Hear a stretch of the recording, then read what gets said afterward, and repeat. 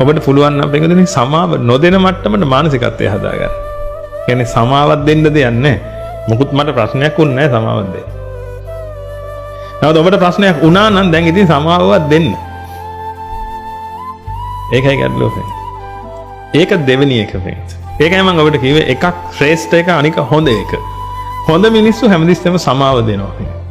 ශ්‍රේෂ්ඨ මිනිසයා කියන්නේ ආර්යයා වෙන්නේ. ආර්යයා සමාව දෙන්නේ නැහැ. හේතුව සමාව දෙන්න ආර්යයට මොකුත් උනේ නැහැ. ආර්යෝ කියලා කියන්නේ ඊගෝ එකත් එක්ක ෆයිට් කරන පිරිස වෙනතන ඊගෝ එක නැසීම පිණිස, ජාතිය නැසීම පිණිස කටයුතු කරන පිණිස. ඒකයි කිව්වේ තණ්හක්කේ රතෝ හෝති සම්මා සම්බුද්ධ ශාවක. තණ්හාව ඡය කිරීම පිණිස නම් ජීවිකාව කරගෙන යන්නේ පින්වතුනි සම්නයා සම්මා සම්බුද්ධ ශ්‍රාවකෙක්. ඒ හැරෙන්න පින්වතුනි ගිහි වුණත් පැවිදි වුණත් මොන විදිහේ කවුරු වුණත් පින්වතුනි ඒ අය සම්මා සම්බුද්ධ ශ්‍රාවකයෝ නෙමෙයි. ඒක තමයි ඇත්ත කතාව.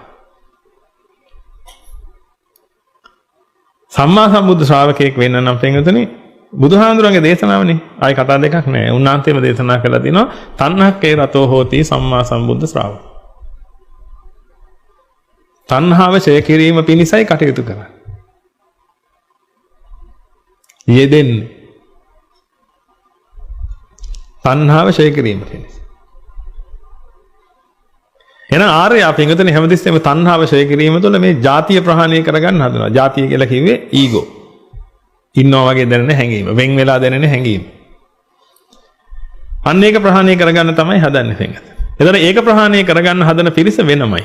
ඒ වගේම පින්වතුනි ඒක තියාගෙන ඒකෙන් හොඳ කියන චරිතය රඟපාන පිරිසක් ඉන්නවා. ඒගොල්ලෝ වෙනමයි පින්වතුනි.